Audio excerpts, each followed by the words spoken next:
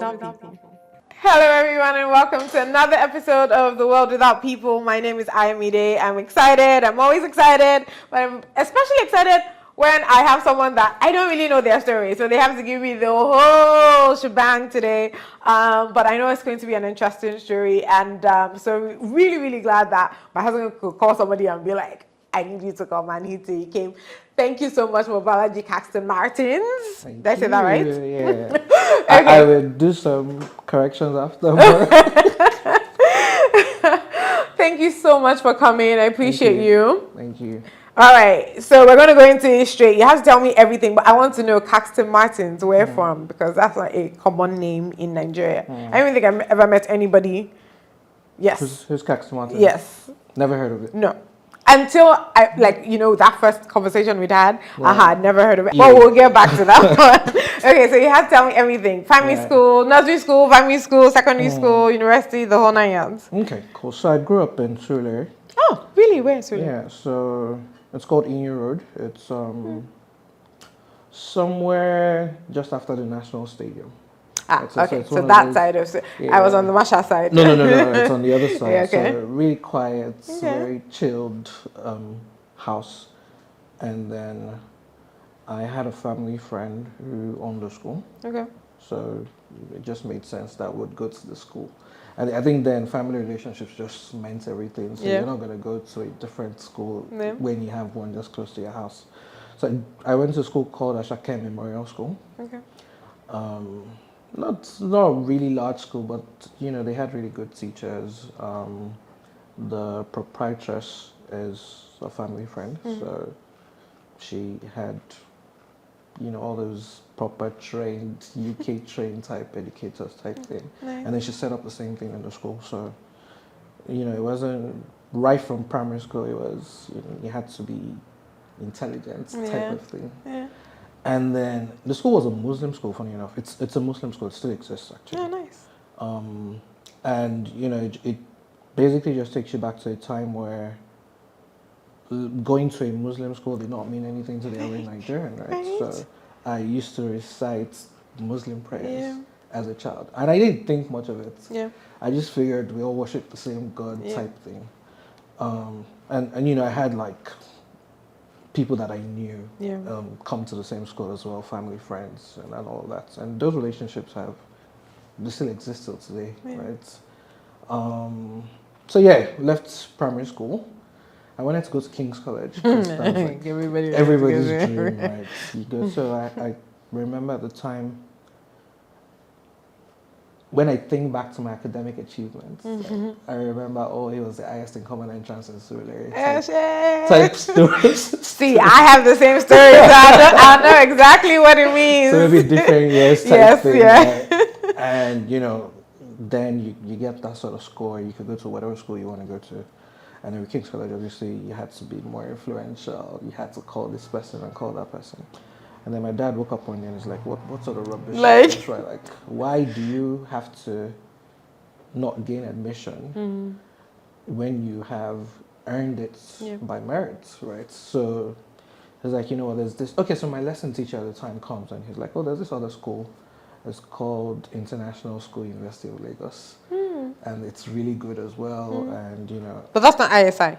No, that's not ISI. Interesting. That's the international school inside University of Lagos. So Never ever heard of it. Staff or non-staff type arrangements.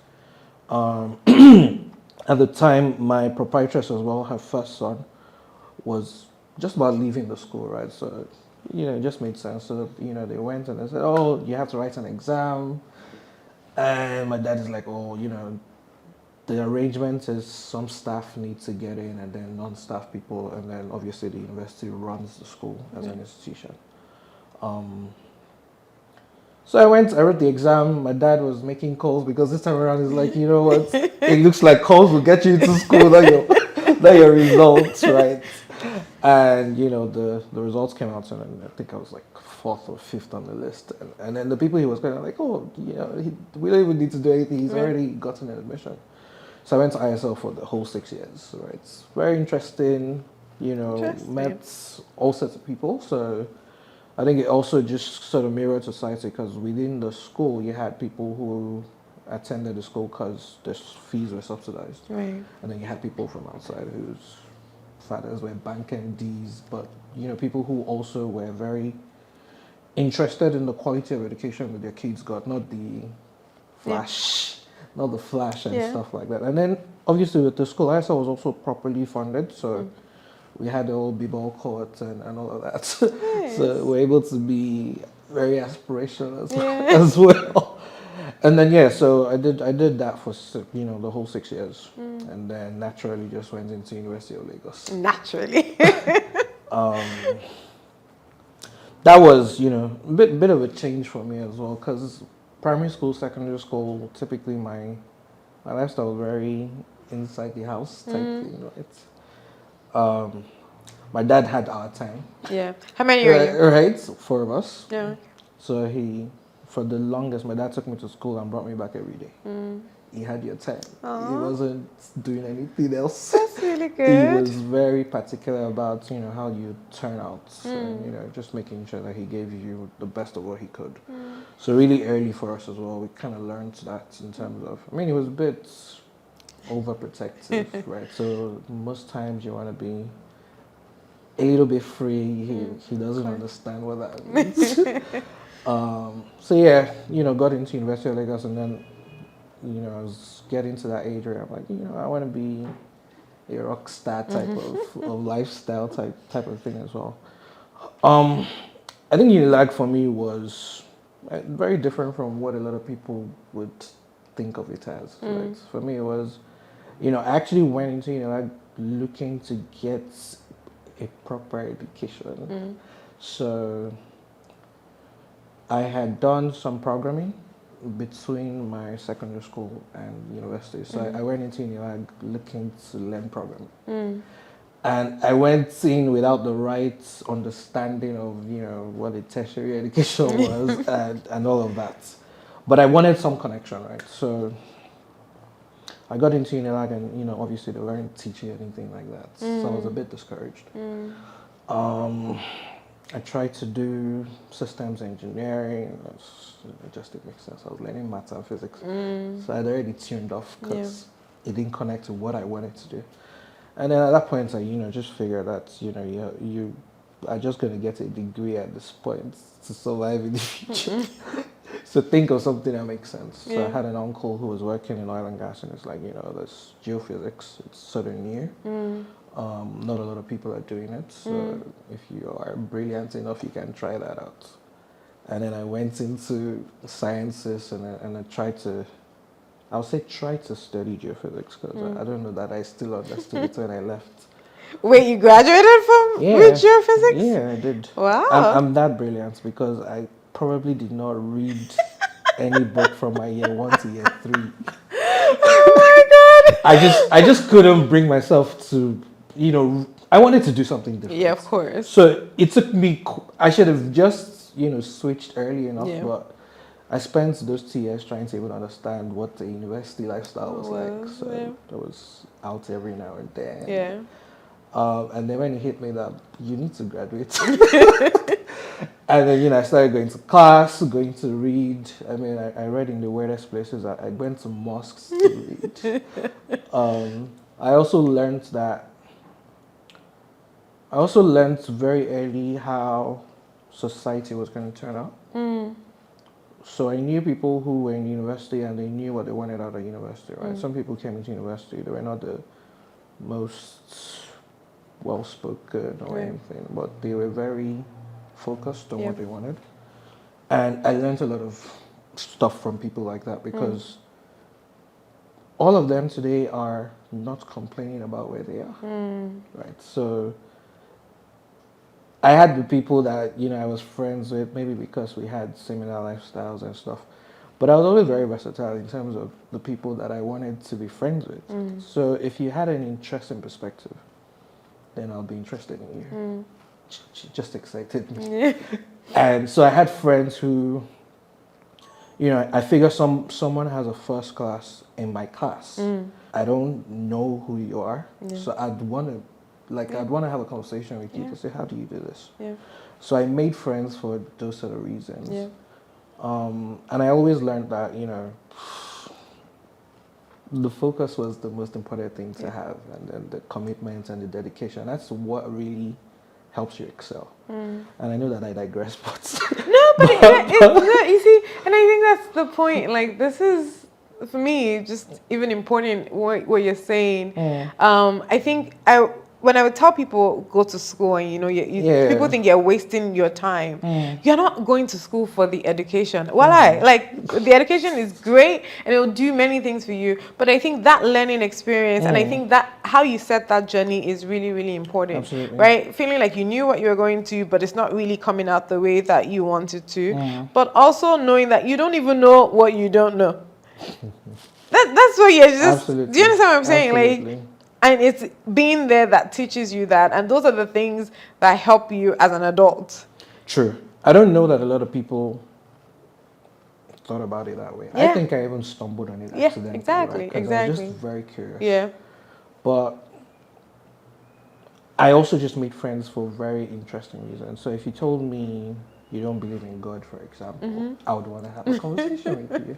I love it. If you told me you believed in God and I was just watching you and I was just curious about, okay, what exactly do you believe about God, I'd want to have a conversation with you. So, very early I just had different friends in different circles. I had friends that I would not even talk about in public, right? And then, I made them for different reasons. Yep.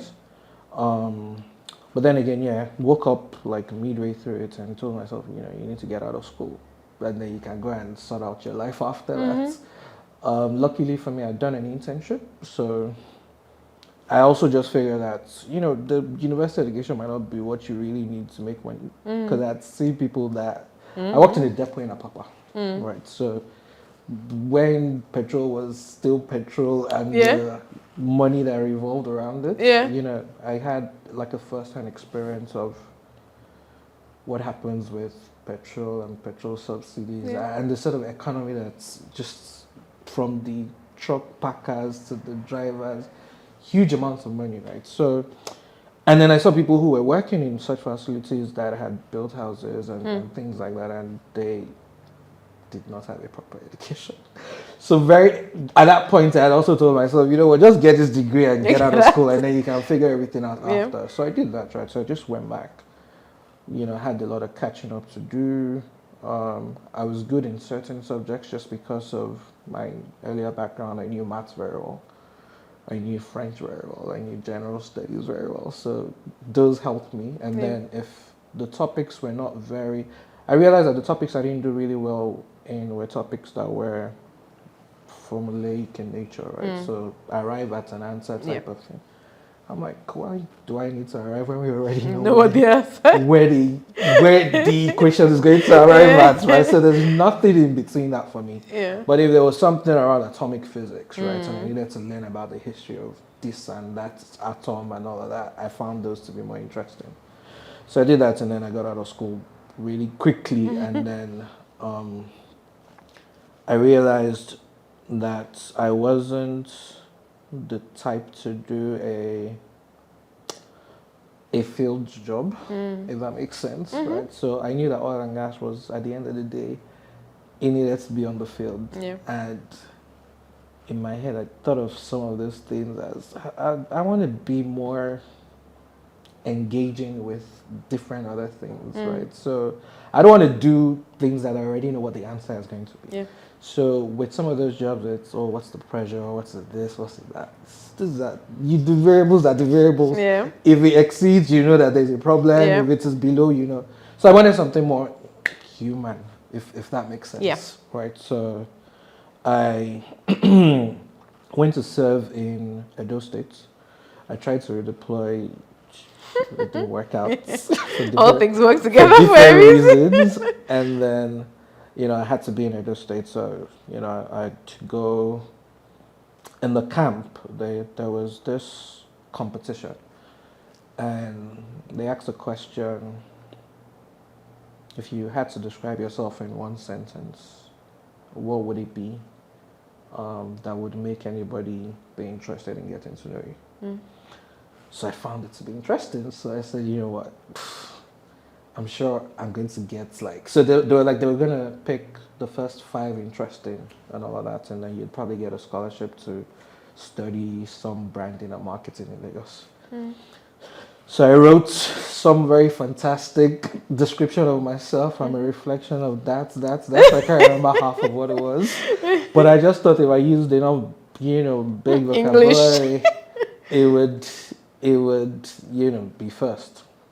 And then, they called out the top 5. I didn't even, my answer wasn't in it. And I'm like, this got to be a problem.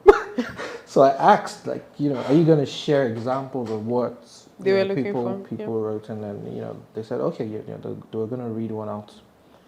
And then he read out, I'm a pool in the desert. So I said, oh, wow. I'm a pool in the desert. I like it. I would never have described myself in that way, right? So I said, I found what I want to do. I want to do something that has to do with communication and branding and reputation, and how to design perceptions in the mind of people. So I came back to Lagos and I went to look for the school, and I got in the Orange Academy.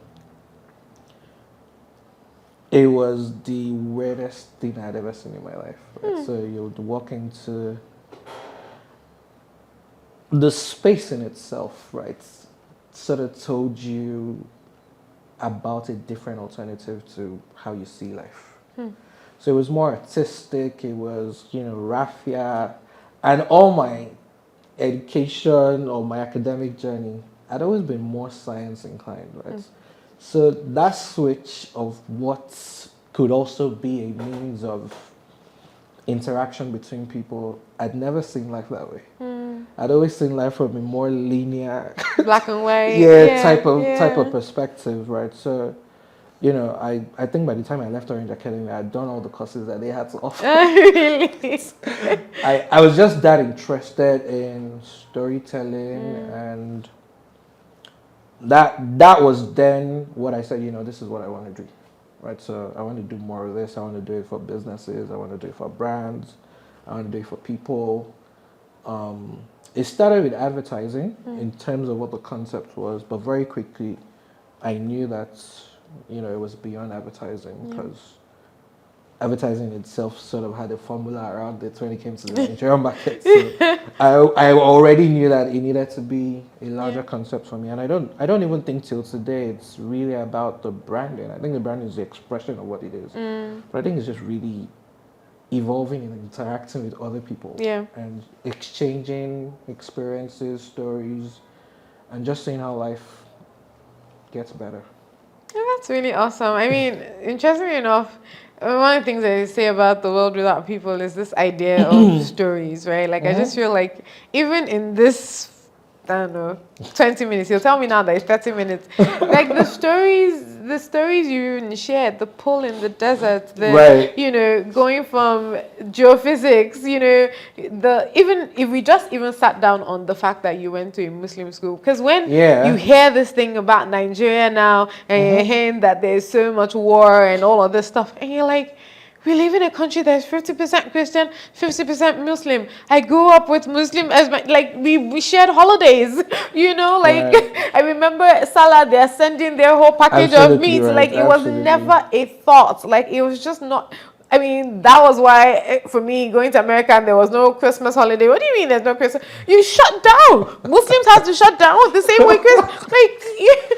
And it was vice versa. We shut down during their holidays as well. So now, when we talk about all these atrocities that are happening in Nigeria, it really stresses me out, because I'm like, the Muslims in my school had to sing all the Christian songs, and on Muslim holidays we had to. It doesn't make any sense, and we can sit down there and talk about this for the next 1 hour. And that's the thing. I feel like the more we maybe share some of these stories, maybe people will start to appreciate the Nigeria we could be.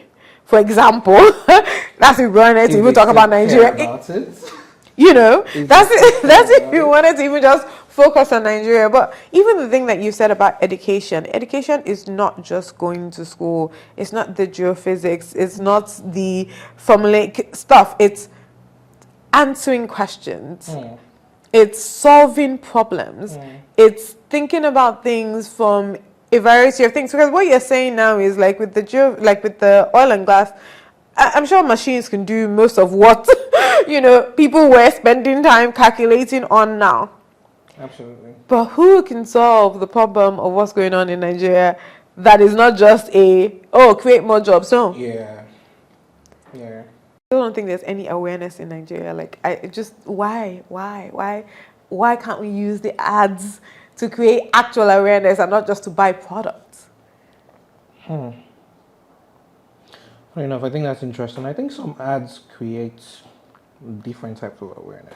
Right? Okay. Some of them are not very in front of you, Okay. if that's the way to describe it. I have done marketing and advertising long enough to discover different things in it. Right. I tell people that if someone told you that someone sitting in a room somewhere invented the Milo clap, you'd ask yourself, where does that start from? Yeah. Right. Yeah. So I know that there are certain things in life and society in general that advertising has helped shape, create, right? Stories that they've told, things that maybe not great enough examples in the more recent times, but growing up, campaigns that ran, some of them are still there till today, right? Some banks are still known because of some jingle that someone created somewhere, and that's why they bank with that bank. Yeah. Right? Yeah. Yeah. Fair enough. Some meals, some things like Indomie. Indomie and Jik and Coke. things that became very mainstream in our lives. That if you think about a Sunday without rice and coke in the afternoon type of thing, right? And those are just products and brands. Yeah. But they were able to tell stories that in one way or the other got into our lives. Yeah. Maybe I would say you don't see enough of that anymore, and that's absolutely true. Yeah. Because life is a bit faster now. Yeah. Our lifestyles have also evolved very dramatically. I tell people that we all live a double life of online and offline now.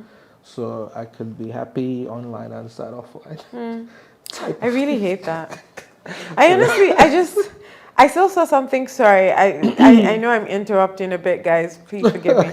It's part of why we have this conversation. But I saw something today, and it was a TED talk, and I didn't finish watching it. But there was this idea of if you went out before, you would take a picture, and she said, you take a picture of a flower, and you say pretty flower, and you just post it, right? And not just on stories, like you actually post it, right?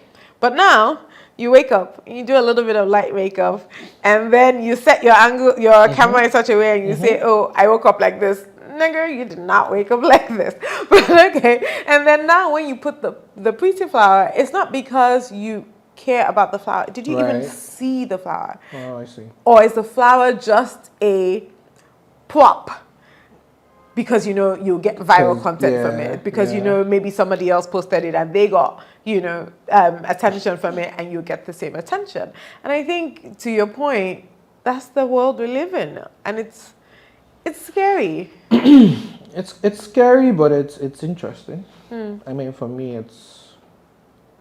I like to learn, so I might not be the one who jumps at every concept I see immediately, because I can be restrained in that way as well. But when I see something that I see a lot of people doing, for example, I'd learn about it. I used to do a lot of reading when I was younger. I don't do much of that anymore. And I say the reason is very simple. I read a lot of what I read online. Fair enough. I also see that because the culture has changed. If you want to appreciate art and you want to appreciate storytelling, go and read some really nice storybook. But if you're curious about why certain things are being done, right? Why do people act in this particular way? What motivates you to do certain things that you do in this time, right? Then the best environment to learn from is the environment where it's happening, right? So I do a lot of reading articles, and I do second, third layer, fourth layer reading of stuff you find on search, and I go all the way back. And sometimes for me it's a lot, but it also just exposes me to why certain things happen the way they happen. And sometimes you can even tell that you're powerless to what it is, because these are things that have been engineered way before now.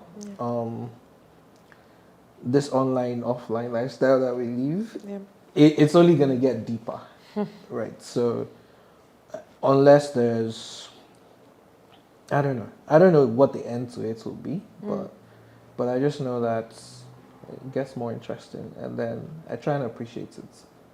And I try and use it in my work as well. I was going to say, right? Like, because as a brand marketer, you know, I assume that you now have to take all of those, I want to call them juxtapositions. Right. And now find a way to make your work still effective. Because now my question to you then becomes, okay, you know, that person that is not living, let's say you're a brand manager for a person, right? I think it's easier, right, to maybe now help them fix their offline. But if you're a brand manager for a company, how does that work in helping that company actually be successful? Like what, you know, how do you think about it now in this world where, again, where I think there's a word I saw that somebody said you used, prosumers? Yeah. What does that even mean? I mean, they're not waiting for you to tell them what they want. They're creating what they want. Okay. Right. So typically, a consumer is someone that you've designed a product for. You looked at the person, or you wake up at a certain time. Yeah. You're going to need cereal. You'd like it a bit crunchy. Yeah. I'm going to create some brand for you and call it Crunchies. And then you wonder why you jump at it. Because, you know, they've thought about done what they call the persona. And then today someone is telling you, no, that cannot be what I want to have for breakfast. I want to have matcha. And I don't even know what it tastes like. But nasty. But what I want is a result of the things that I'm hearing from different people that looks like the kind of life I want to live. Right? So there are people that are also looking at different things that we're doing today and creating those sort of products. And most consumers are not even waiting anymore. They're doing it by themselves, and they're saying, this is what I want. Right? And it's just because life is a lot more, there's a lot of technology to do stuff with now. So that's where that came from. Okay. But for businesses in particular, and I've had kind of a very varied experience as well. Yes. Governance. IPNX is the tech, is the internet one, right? Yeah. But then you've done legal. Then you were teaching at the same Orange Academy as well. And there's something else I'm missing. And now you're COO of another company, Slide. Yeah, that was so those were at different times of your life. Okay. So I worked in advertising for maybe like the first couple of 2-3 years of my professional career life. And then very quickly just thought about the fact that I wanted to manage my own brands and I wanted to tell my own stories. So I worked in investment banking. I worked for FBN Capital. It was FBN Capital at the time. Became FBN Quest, now Quest. And then it was a part of the FBN Holdings Group. So very early I learned that different businesses had different audiences, different DNAs, right? And the environments also played a role in how brands behaved, right? If you're an investment banking brand, you don't want everybody to hear about you. Yeah, for example, you want to be at the places where the people that you're talking to understand what wealth management is and have money to put into it. So the language there is a bit different. The outlook is a bit different. So I learned that really quickly. I moved to legal services. Pretty similar environments as well, but with legal services, you also have a role. You also have the opportunity to be a bit more expressive from a human perspective. So, if you wanted to pick a lawyer, you'd probably think about the characteristics of that lawyer. So, from a branding perspective, we try to do the same thing, tell stories with the kind of law firm that it is, the kind of lawyers that are in there as well. I've done a lot of financial services. I worked at FMDQ at some point. That's also capital market infrastructure. Language is very market driven. Market driven in the way that the market that you're even speaking to are really technical people, right? So they want to know what's the yield, what's the this. So I just want to tell good stories. Right? But how do you tell a good story on capital investment? I mean, I'm just off the top of my head, like, so you're thinking, put in this money here and this is what you can yield, and then this can create a legacy for your kids. Right. Is that a... I mean, it would be, so two things, right?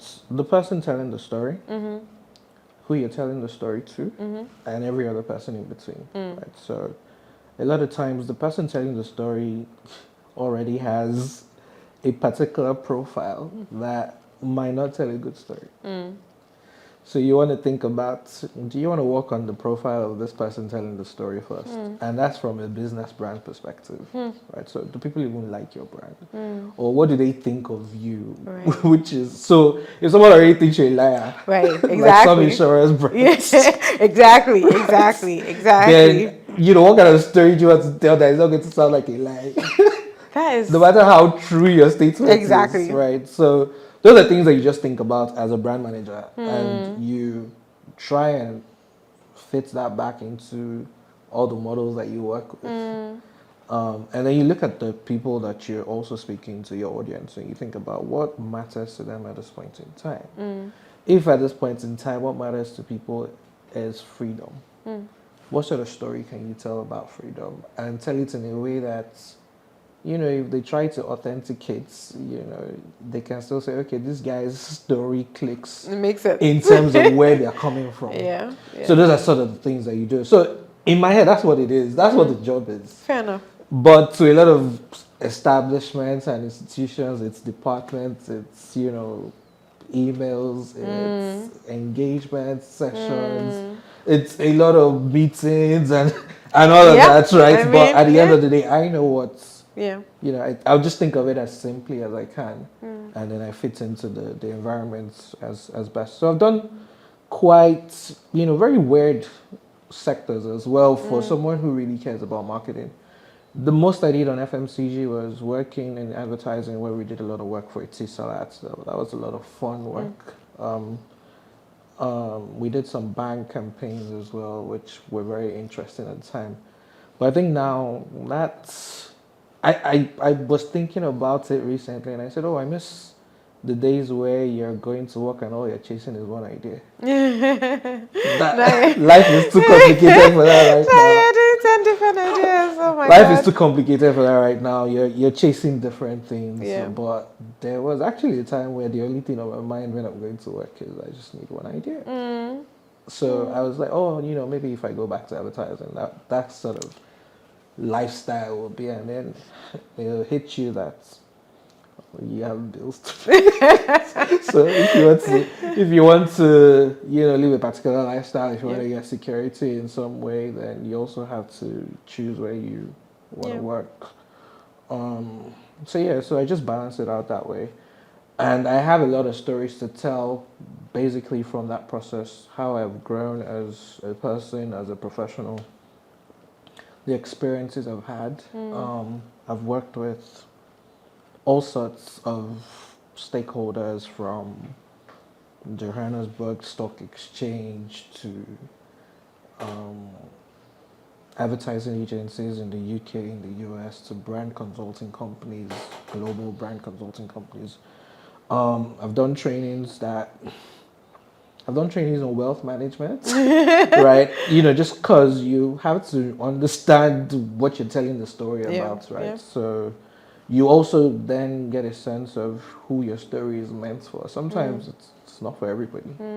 Some people are not even at the mind state to listen to your Yep. story, right? Yep. And then you understand media as well. And I don't think of media as one particular channel or the Yep, other. I think of of course. media as it could be as neutral and fluid as it is, Yeah. right? So whatever people can use to engage you Yeah.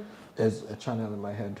So I have that omni-channel type mentality when I'm thinking of an idea, and then I can just pick which ones fits a particular story. Sometimes even the channels just tell the story that you want to tell, and then you don't have to come back and tell your bosses why this has helped make so and so more amount of money, and why they need to invest more money in doing it, right? Yeah, and then obviously that is different for different people, right? Yeah. Some people believe their brands will not survive without marketing. Some people believe they need to market in a certain way. Some people are not even, just by regulatory standards, you're not even allowed to, legal services, for example, you're not allowed to Markets in a sell your certain way, markets, right? So you Yeah. have to think of very ingenious ways that if you don't understand the sector, Wait, is that only in Nigeria though? Because I swear you see all the divorce I lawyers hope and it's all not the. better call. So No, but at least in the US, you see all the divorce lawyers or all those ones that are chasing like an accident, this thing. Want it, dun, dun, dun. I'm trying to think of the song, but there's a jingle like, Right. and you know it because they're like, oh, if you have an accident, call Right, us or just call something us. like that. Yeah. So I, is that only in I Nigeria? think that's more. I don't know that the Nigerian legal ethics and all of that allows for you to market in that Interesting. way. Um, there are ways that you can market, but it's restricted, Yeah. so you can't directly market, right? But you can find very ingenious ways to do that. Is the marketing industry here highly regulated? And I'm going back to that question again about, awareness, because I do feel like one of the things I was telling somebody that, no offense to our great president, great being, okay, but anyways, no offense to our president, and he's coming into Lagos, and they have welcome to Lagos President Tinubu sign all over the bridge. I'm thinking to myself, you never once put some message about health is wealth. Make sure you're healthy today, or pick up your trash. Right. Keep Lagos safe, or keep Lagos clean, or any of the like things that are actually beneficial. Or today is environmental, or tomorrow is environmental. Please join us. Like, it feels like it's only about who can pay for that sign on the bridge, as opposed to things that, for example, as a state or as a governance to the people, you can bring information, bring awareness that is not tied to money. It's not tied to who's gaining something. Right. And I think, like, I really have a problem with that. I think clearly, when it comes to orientation, generally as a society, we don't have I don't want to say we don't have the infrastructure for it. We don't have the mindset for it. It's crazy. I think that a lot of people see, and look, I saw this in school as well, right? I tell myself, so think about it, by the time I got into university and I wanted to do programming, the only reason why that sort of a course would not exist is because the syllabus cannot accommodate it, and there's nobody who's going to teach it. And, so you already know that we're a bit backwards in that regard. Because the kids in India, for example, are learning programming in 21 days. Yeah. So the lady who taught me programming told me, look, you might be young and not understand what to do with it, but you have the mind for it, right? So you want to find a solution to something, and you're going to use that to keep creating. Just go for it, right? As best as you can. And countries like India are already doing that to their kids from way back. So is it a surprise that you have Indians dominating the tech industry today? It is deliberate, it's intentional, it's not magic. They just did what they said they would do, right? China focused on labor. It is not rocket science that China is the production capital of the world today. They just said they were going to do that. Dubai said they wanted to do tourism. I don't know what Nigeria wants to do, but when it comes to orientation, typically, I think it's that. First of all, you have people in places where they don't even understand that the language has changed. Right? So maybe someone still believes that an orientation campaign is a flyer at the post office. Okay. Right. And he believes that that is a channel. You know, his I don't know who he's talking to, but that message is already lost. Yeah. So you don't have people that now know that, there's no reason why the local government chairman cannot be on a podcast like this. No. And it's just to talk about what exactly are the issues, how can we be better, how do we move forward. But you can already tell that nobody's interested in doing that. No, but it's. So, where are we going to? And I feel I've been stuck on this thing, and I'm so glad we're talking about it because I've been so stuck on it.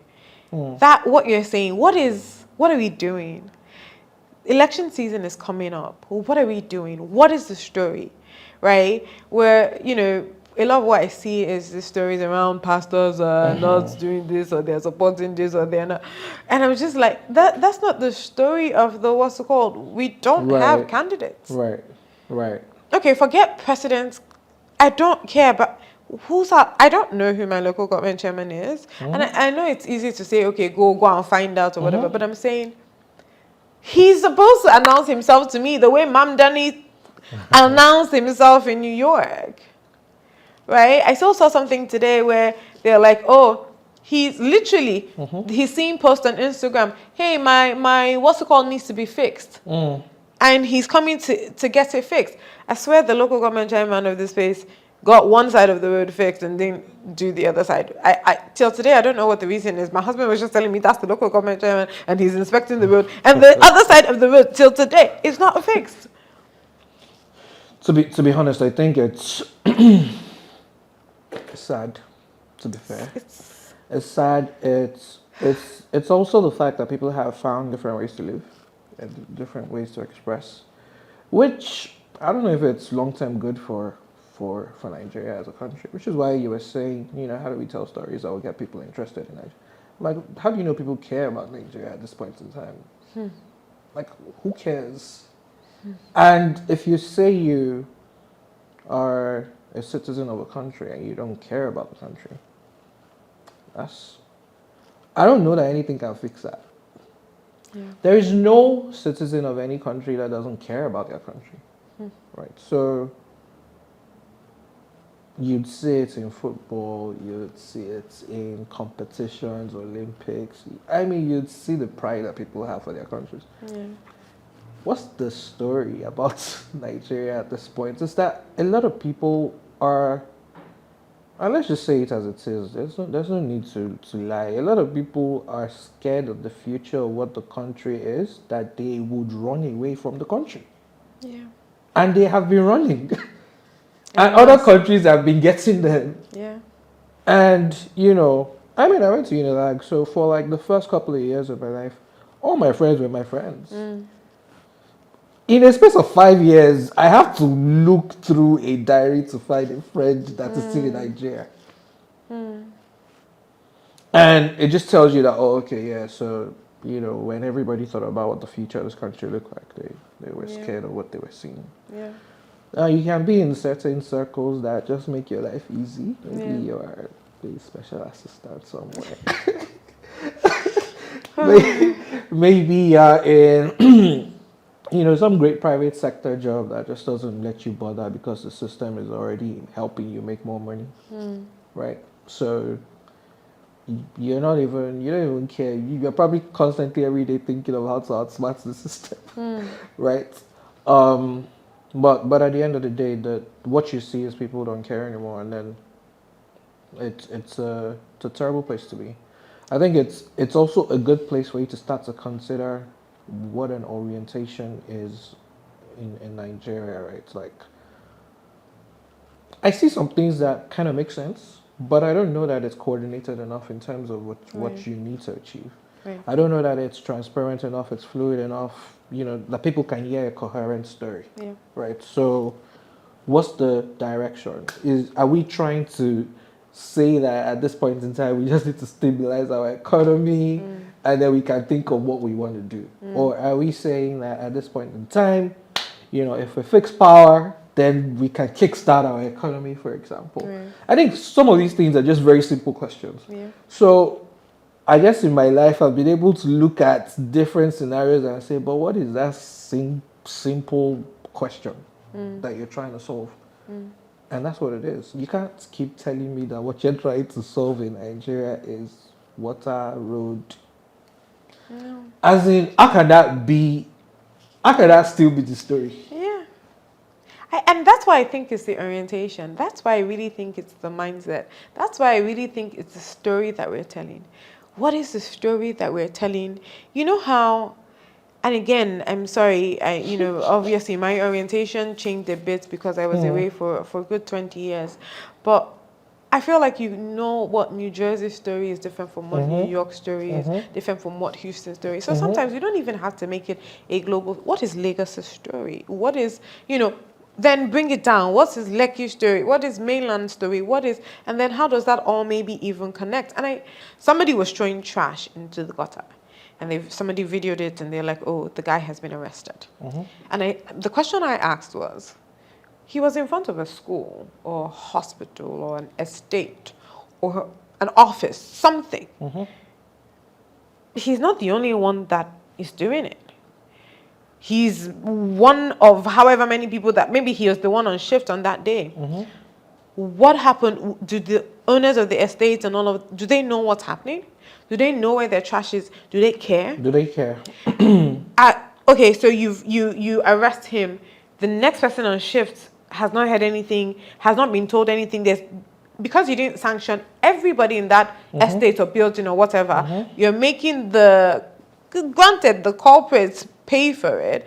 But if we don't get to that place where everybody else pays for it, he's going to rot in jail and nothing has changed. And then the community itself, the people on the road, because I'm sure before that person took a video, it has been happening, it's been piling up. What are we doing? Why didn't we say something before somebody has to take a video to, put this person in jail? Why didn't anybody else take accountability? Guy, I see, I'm sure there's a neighbor opposite the street. He didn't say anything. She didn't say anything. And then where's the local government in this? Who's supposed to pick up the trash? You're going back to the same question of, do they care? So, but how do we... I guess I'm just saying we can orient to care, no?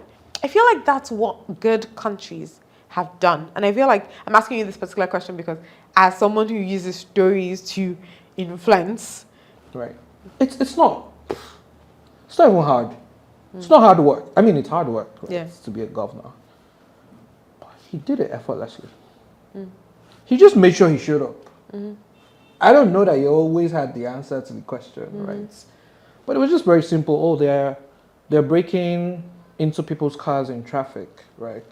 Okay, what's last month doing? That was the first time I started to see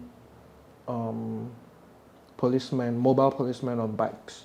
So they're properly kitted with guns and they're running through the traffic just to make sure that, they don't break into people's cars. Oh, there's this particular place that is deteriorating. He shows up there. Oh, somebody is taking one way. He shows up. He shows up there, right? And he just, I guess in my head, it's like, that's my job. Yeah. Right? That's why I'm employed. You have the entire government infrastructure to support you to do that. Yeah. So just show up and care. Pretty simple. I think, again, there's something I've seen that this government is looking to do. I don't like to talk government, but just the recognition of local governments again. I think as citizens that care, that's something that we need to focus on. Yeah. Just very simple. I don't need to know the governor. I don't need to know the president. I don't need to know the Senate guy. Yeah. I just want to know who the councillor and my local government chairman. If this road is bad, what's the solution? Yeah. Right? And some solutions are even, how can we help? Right. So if it's, how can we help? Oh, you know what? We need to do a campaign. I work in so and so. I can help you guys come up with a plan. Nobody needs to pay. It's just to make sure that residents know that we should not do this. And that's what it is. But I think care is something that, if you don't care about someone for a while, how do you wake up one day and tell the person that you care about the person? So who's going to start that conversation? I don't know, maybe it's the person that has not been cared for a very long period of time. I think, the different things that can also happen, right? Society can change everywhere in the world right now. Everybody is insane about protecting their people for their people, or protecting their country for themselves. So immigration has become a big issue. If you're a Nigerian and you're smart, you want to be thinking about what you're investing back in your country, right? in case South Africa happens all over the country, all over the world. It's just the logical thing to do. Fair enough, actually. I wonder if people are thinking about that. If you make $10,000 a month, look for 2.5 and keep aside. Yep. And think of what you can do in Nigeria. Because, obviously, if you are even as educated enough and you are global enough, you know that the markets are shifting this way. Right? So it's the reason why they say emerging markets. Some of those markets are saturated. So Africa is obviously... I was thinking about the amount of things that get sold in Nigeria. And we don't wake up to think about it.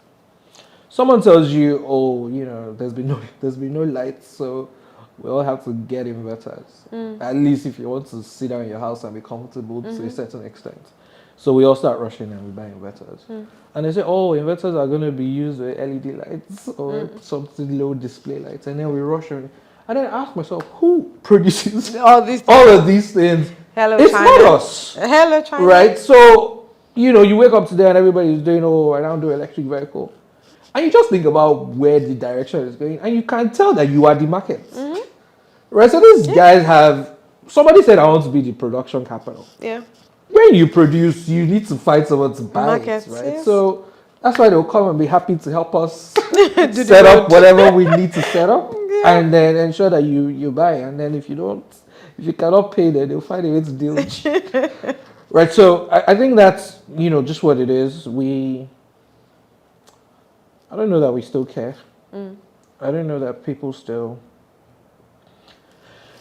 I think now, when you think about it, young people would probably be thinking about the future and saying, maybe I want to be a more global type of family. Where if it happens here, I switch here. If it happens here. But either way, you're still living some kind of a disjointed life. You're not really living the fullness of what you want to experience with your family. Yeah. Right? So you're already shifted into doing that, making decisions for different reasons, working in one continent, saving in another continent, transferring money up and down. So your lifestyle's a bit here and there. But, you don't have a choice. Or you think about it, let's risk it. Let's all do this or let's all do that and let's see where that goes. Depending on, what circumstance you're in life, you can decide. I don't even think it matters if you have God by your side, you do anything you want to do, wherever you are. Fair enough. But if you're also smart, you start thinking, do I really need to give birth to my child? Like, seriously, it is, that is something for sure. Anyways, I was going to ask you what's one risk that you're really glad you took, and I feel like that already, and what career did you think you would have when you were younger? I think you've answered both of those questions. So let me ask you, what experience made you grow up faster than you expected? What experience made me grow up faster than I expected? Maybe getting married though. Why? Because... When did you get married? I got married last year. Oh, really? And How did I feel like I did not know this? I don't know. I think it was one of those things that growing up, I never thought... I thought marriage just happened when you're ready for it, right? Like, you find someone that you care about. You guys say, let's do this. So I just never lived like I cared about somebody else. That makes sense. Everything in my head was how I wanted, what I wanted to experience at any point in time, right? So where I worked, what I did, where I went out, I was just thinking what makes you feel good. Work sometimes could be work, right? So you just use that to convince yourself that you're focused and objective. But aside that, you're just growing and experiencing. And Lagos has, you were asking a question about Lagos. I think Lagos has a very interesting story for different people. Fair enough. So, I mean, you've just uncovered a story about, my school, to how I grew up and all of that, to my family and all of that, right? I mean, and there are people that would have different Lagos stories in here, but at the end of the day, it's still a melting pot. Yeah. So, I know your husband, he introduces me to you, it just jumps like that. Yeah. And then at the end of the day, you find out that it's still a small city. Yeah. But it's also very interesting. It's vibrant. I don't think, you can't call Lagos boring. And I don't know, depends on what I feel like it wasn't when I was a child. I feel like as an adult, it is boring. Like, compared to what I have. It's changed, right? It's evolved, right? But same things still happen. There's still a salad party going on somewhere. There's still a 1-year-old. There's still a... I don't know, maybe experiences. Maybe that, and like you said, I think one of the things that obviously happened was a lot of people left. So all the people I grew up with in Surulere, I can't find them. Half of the people that I went to high school or any of my schools with are no longer here. And then of course we connecting as new friends. Yeah. You have to make new friends. I think I told someone the other day, like, I struggled to make new friends because I don't know that I have the bandwidth to invest in a new friendship. So the people that I know that are my friends are people that, we've tested it out. Yep. And we know that, okay, this is how we're going to work with each other, Yeah. right? In your head, you're already even thinking, do I want to accommodate this in my life at this point in time? But, before then, I just felt life was life. Enjoy, experience. And then I figured, marriage would happen when it happened. And then when I got married, I don't have the time anymore to chill like I want to chill. I don't have the time anymore to... I mean, now if I want to do anything, or if I want to experience anything, you can't make those kind of decisions by yourself. Yeah. Right, so you already... I think that's how you know that you've grown up. Have you guys dated for so long? No, I mean, we dated for like a year. Right? Okay. But we knew each other from way back. Okay. And it was one of those, okay, I met you, you met me, and then nothing happened. And after a while, we spoke again, and then nothing happened. And then all of a sudden, you just look like, so what's happening? So what's happening? I'm old, you're old, let's do this. So, and then I think it was also, for me, it was, you would know when you just see someone that is ready to do that with you, right? And I think for me, it's also the point in my life where I became a little bit more spiritual, right? So in all of that, that the growth is rapid, right? That's so cool. So you experience things very differently. You consider different other things. You have to be very mature about certain things. You can't live life on the same fast lane that you probably used to. And then you just know that there are other people in the picture. So that helps you to mature really quickly. It's also, for me, it allows me to be more visionary in how I think, right? So I used to be just, what's happening right now? Now, what's going to happen in another 5-10 years type of thing. And then how do I plan for whatever eventuality I want at that point in time? Would Nigeria allow me to do it? Do I need to circumvent my way around certain things? Do I need to have multiple locations? Passports for the future children. Those are things that you just do at this point in time. And I guess it's probably where a lot of people are in their lives, especially at a certain age, right? Yeah. So is this job paying you as much? Let's not kid ourselves. The economy was the change was quite rapid. So fuel subsidy gone, Yeah. exchange rates up. Now you can argue that okay, we've gotten to the point where we can no longer do those things, Yeah. right? So yes, they are the logical decisions to make, but how are we dealing with, the change in prices? Yeah. And people have had to pay times 6 times 7 their rent prices. Yeah. These are normal people, though. Yeah. So I mean, I sometimes don't like to compare myself with other people because I get that some people make their livelihoods in different other ways. Yeah. I don't know anything about Bitcoin. I would love to know about it from an investment perspective, but I don't know what that means, right? My money's in Naira and Kobo. You just want to be sure that you're preparing for whatever eventuality can happen. And that's where a lot of us are. Yeah. It's, should my wife take a job there? Should I take a job here type of place? And because at this point, you're thinking about the safety of your home and the safety of your family. And those are decisions that are required. The society in itself is not reflecting the change that has happened within it. Right? So look at the flooding that has happened in Lekki. Let's ask ourselves, are we mad? It's not normal way to live now. Are you at what point do you tell yourself that you're not living a proper quality of life? You're pretending to live a quality of life. And if you don't know the difference, I'm even more scared for the people that would not know the difference. So does someone living in New York go through this sort of thing? Do you even know that it is abnormal? I was telling someone the other day, I said, when you travel and you have to go out and have drinks, the first thing everybody says is, look, man, let us not drive. Let's take a cab. Common sense thing to do, right? Or, if you don't have to enter a cab, you can take a bus, right? Or train, and you subway, get wherever you need to get to. And that is normal way to live. Even your elites live the same way when they go abroad, right? So here, to just your daily life in Lagos, I'm not even talking about any other city.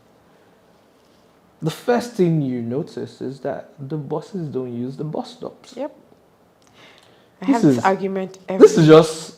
This is just common sense. It's not, you don't have to be brilliant, you don't have to be intelligent to know that. And it's right there. It's not like it's not there. They stop after or before the bus stop. I don't get it.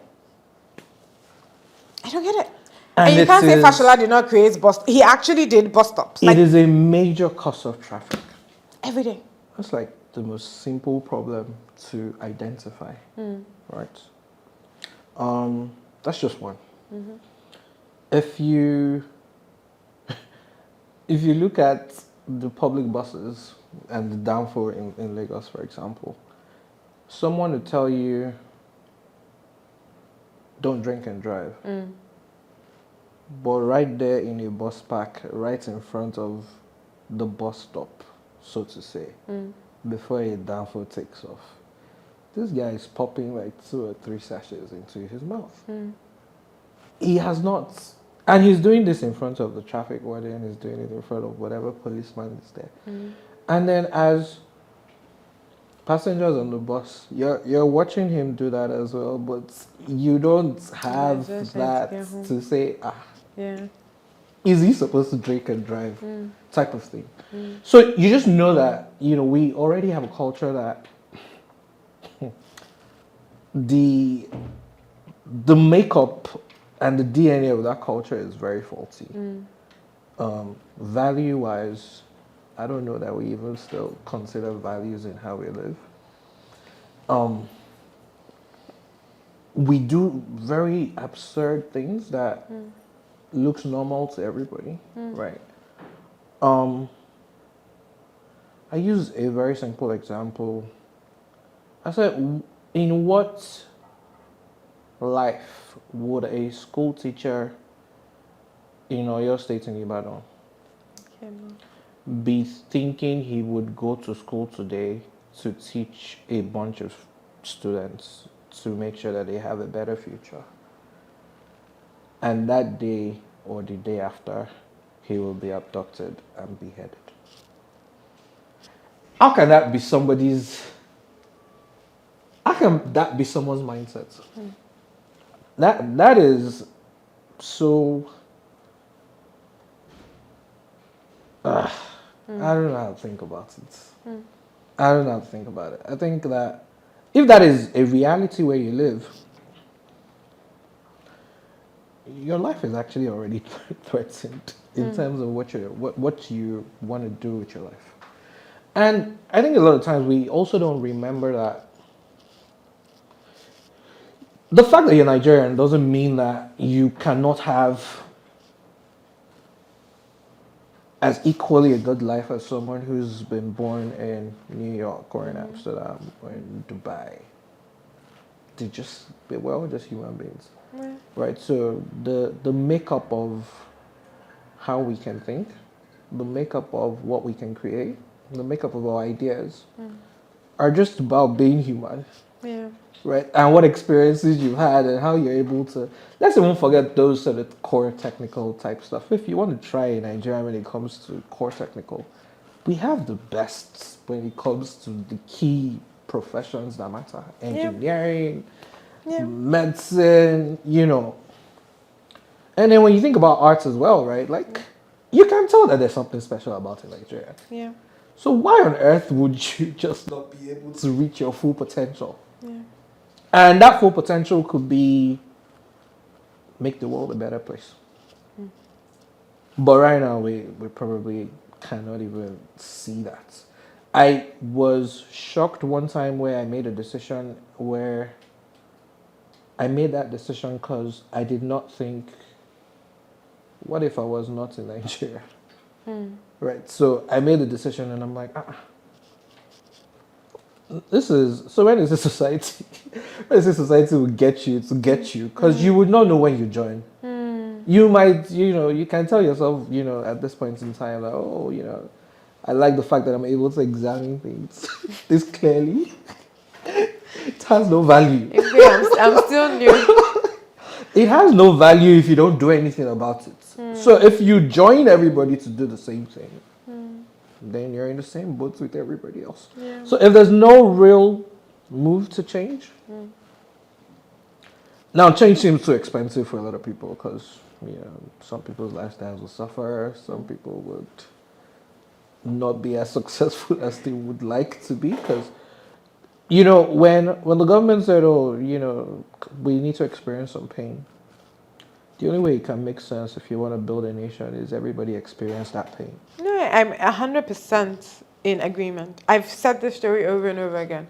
In Jersey, when they were doing the sugar tax, or even when they did taxes on cigarettes and things like that, it wasn't because of the maybe few people. No, never say few people. It was because they were thinking of the future as well. Right. And they're saying, if all of us suffer it, then we'll be conscious about it. So if I suffer it because, I don't know, I'm being a woman today and I really want sweet, but it's not my normal MO, it's okay, because for somebody that's an addict, if they don't experience that taxation, they may never be able to stop.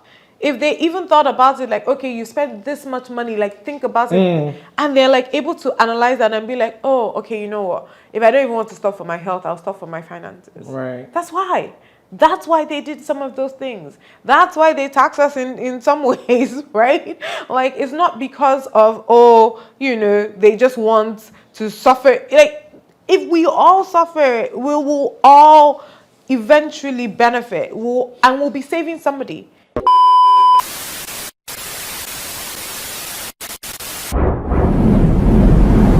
Come to the world without people.